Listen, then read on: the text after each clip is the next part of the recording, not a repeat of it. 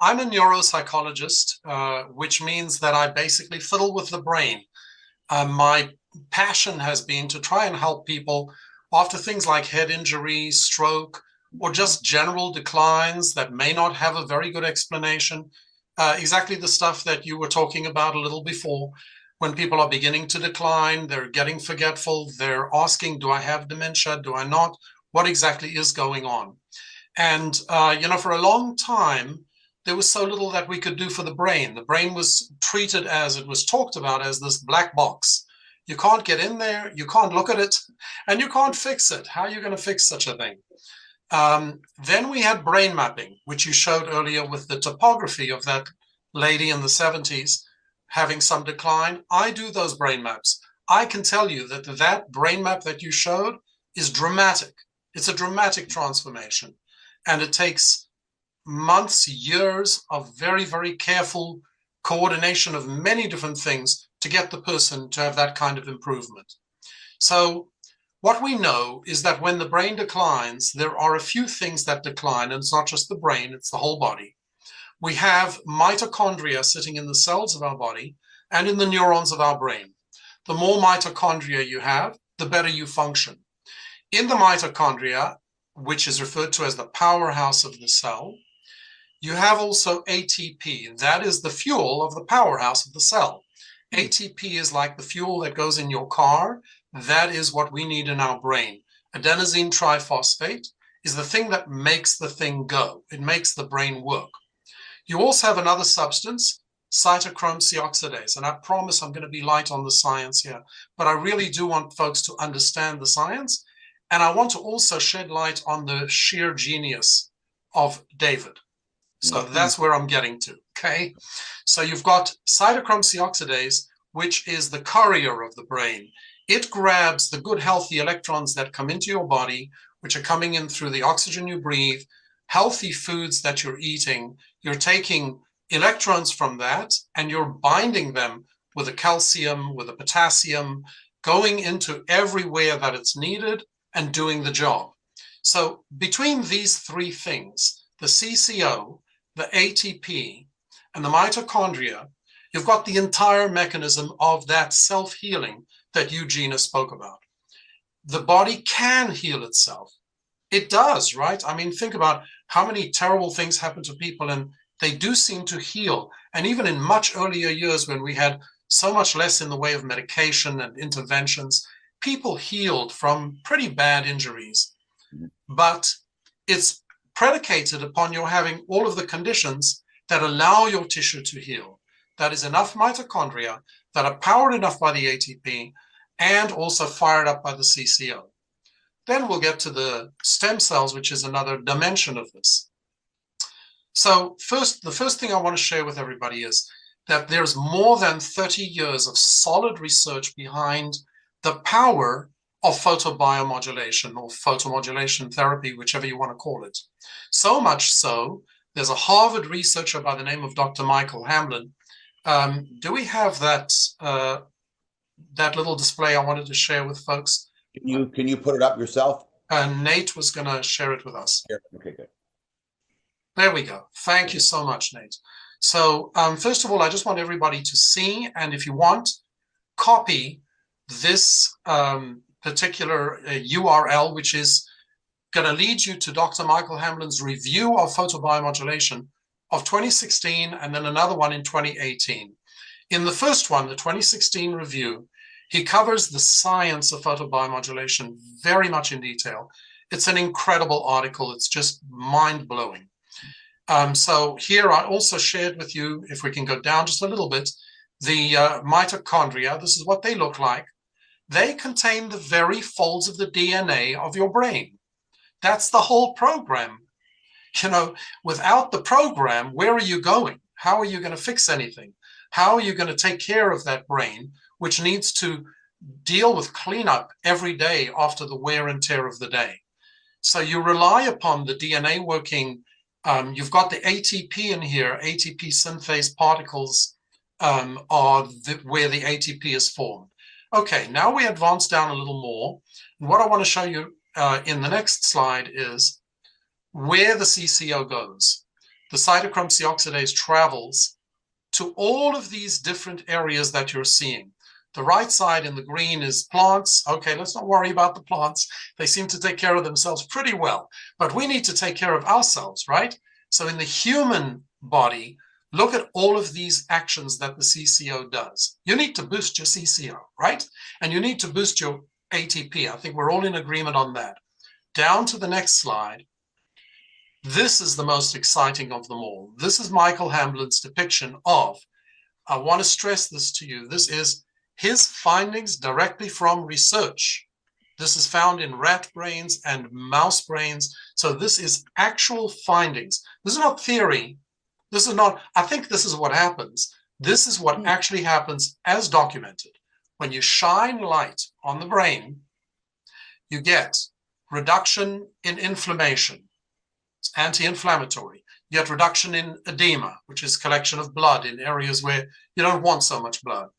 You promote lymphatic drainage, which allows better flow of your CSF, your cerebrospinal fluid, and all of the various substances in your brain that need to travel different places throughout the day.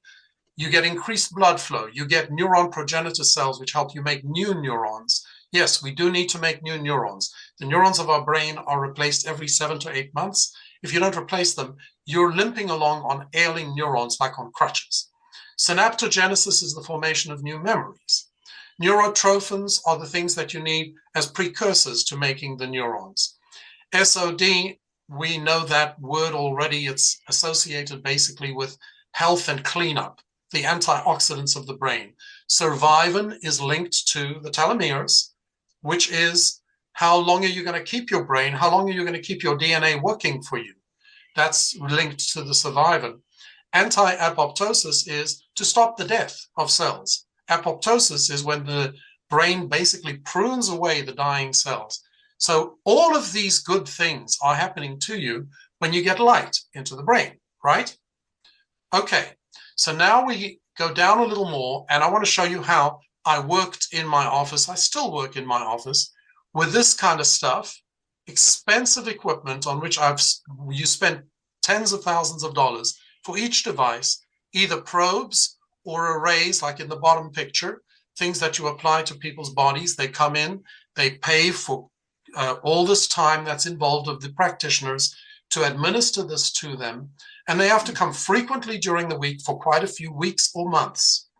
So when my buddy, as you mentioned, Steve, my neurologist genius friend, Dr. Whitman, came to me and said, hey, I got this magical patch for you.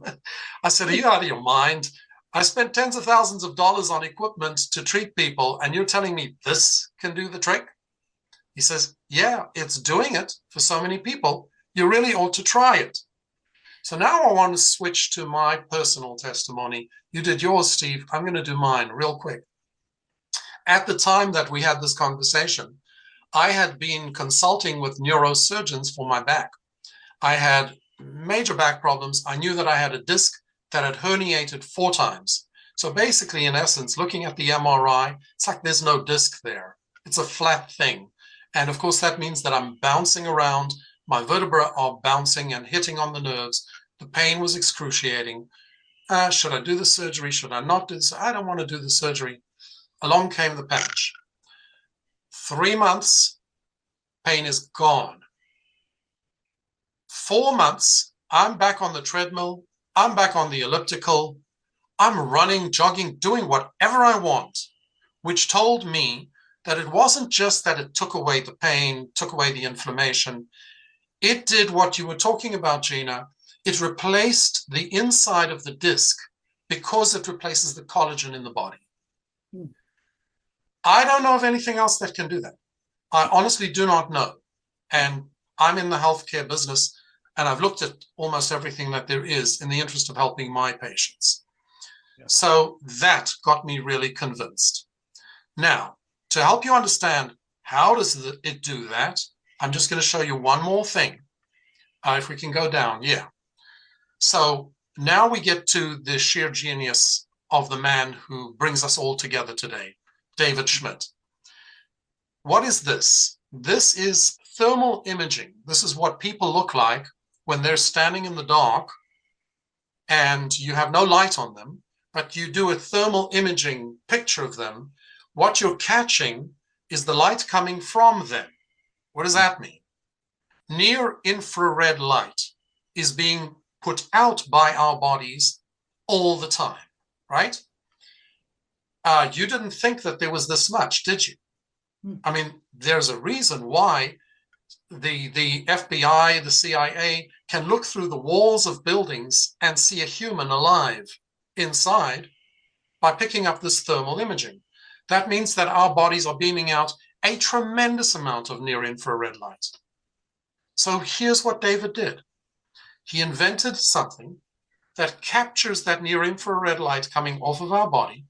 He tells us to put it where the stem cells are most congregated in our body, because as you probably know from having heard or read about this, it's in the CSF right here in the neck or around the belly button, right? We all know it's connected to the placenta, connected to the belly button. So you put this right there, it turns the light that you're putting out back into your own body and starts to do all the magical things that I spoke about before. Boosting the ATP, boosting the CCO, fixing your mitochondria, and then, yes, activating the stem cells as well. So this, right, for a few dollars a day. It's a remarkable new invention. Now, let me tell you, I would put it to you guys this way, and I'll finish with this. Many of us have had the dream of coming up with something, an invention, that would be such a hit that it could make a ton of money, right? And if we didn't have that kind of creativity, or we didn't think we could ever invent such a thing, we dreamed about having our best buddy or our brother say to us, you know what, I've come up with something. It's a winner. Come with me. Ride my coattails. David Schmidt has come to us all and he has said, I want you to ride with me on this. He's come up with devices and things that basically work with your body naturally. So it's a total do no harm thing. There is no way this can harm you. It's simply supplementing the action going on in your body and boosting it so that your body can heal and protect and look after itself in the years to come. I want to ride those coattails. Hey, that is amazing.